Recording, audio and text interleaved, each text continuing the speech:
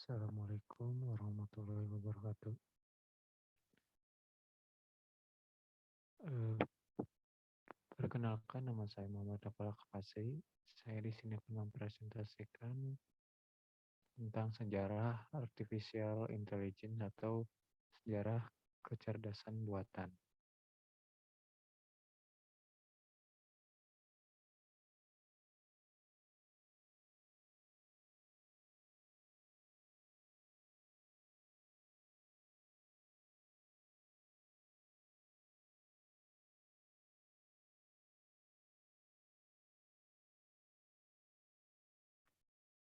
Artificial intelligence merupakan salah satu bagian dari ilmu komputer yang mempelajari bagaimana mesin atau membuat mesin yang dapat melakukan pekerjaan seperti dan sebaik yang dilakukan oleh manusia, bahkan bisa lebih baik daripada manusia.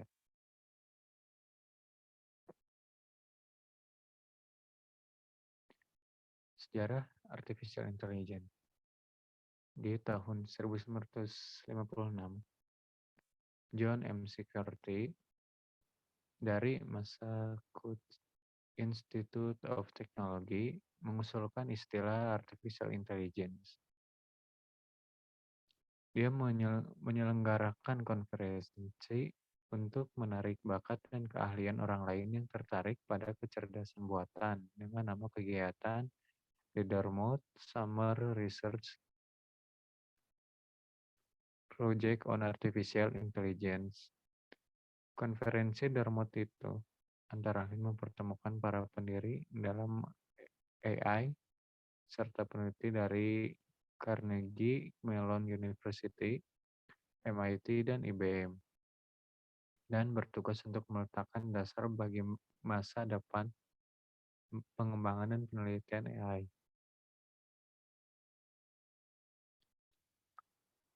Di sini ada kehamilan kecerdasan buatan.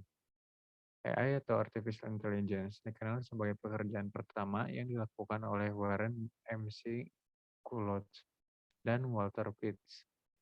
Mereka melakukan pekerjaan tersebut menggunakan tiga sumber, yaitu pengetahuan tentang fisiologi dan fungsi neuron di otak, analisis formal logika profesional karena Russell dan Whitehead, dan menggunakan teori komputasi. Selanjutnya ada kelahiran kecerdasan buatan.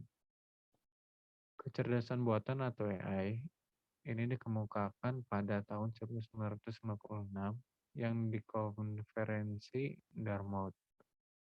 Sejak itu AI terus dikembangkan sebab berbagai penelitian mengenai teori dan prinsipnya juga terus berkembang. AI juga dikembangkan pada tahun 1956 dan akan tetapi AI ini sudah muncul sejak tahun 1941.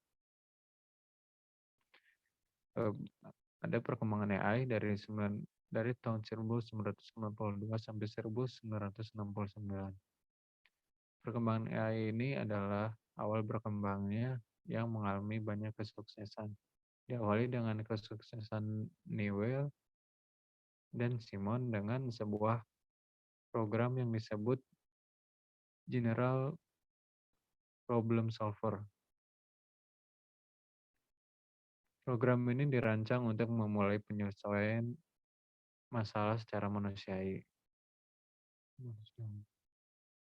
Di tahun 1998, McCarthy mendefinisikan bahasa pemrograman tingkat tinggi yaitu LISP atau LISP yang sekarang mendominasi pembuatan program kecerdasan buatan atau AI. Dan kemudian McCarthy membuat program yang dinamakan Program with Common Sense.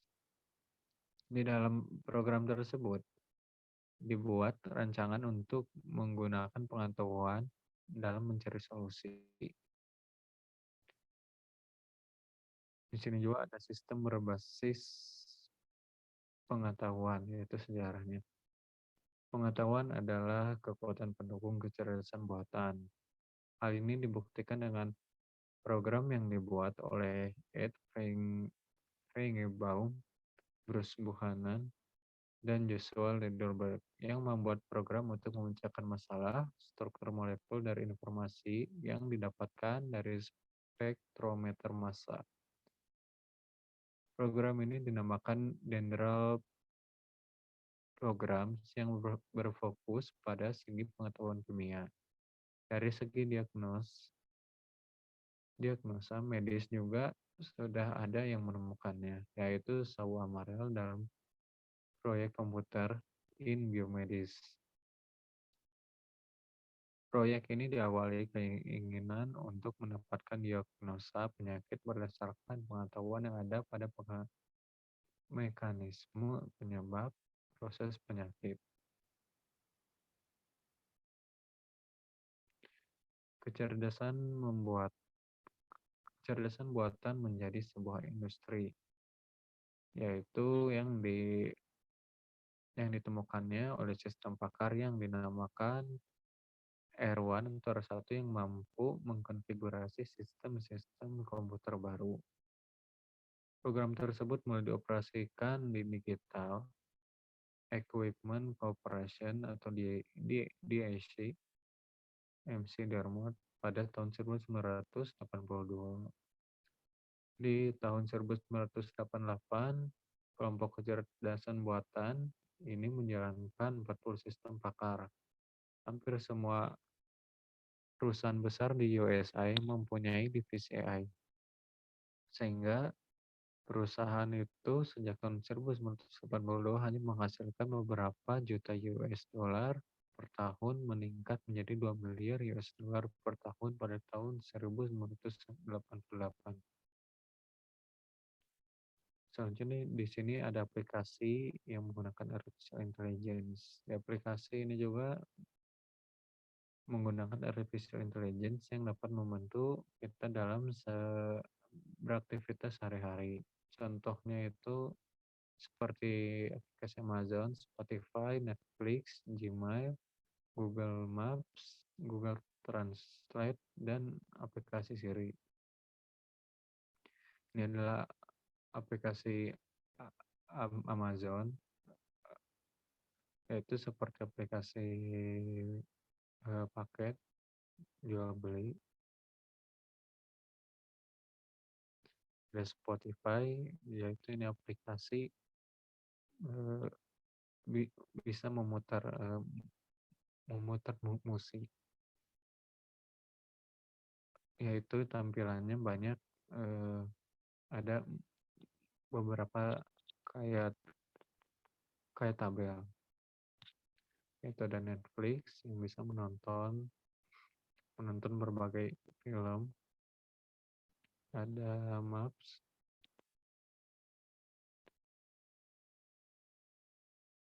kedua ada Gmail untuk mengirim mengirim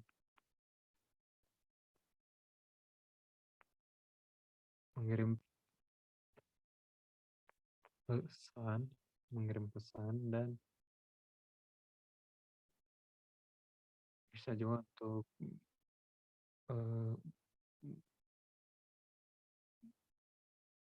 interaksi dengan orang lain.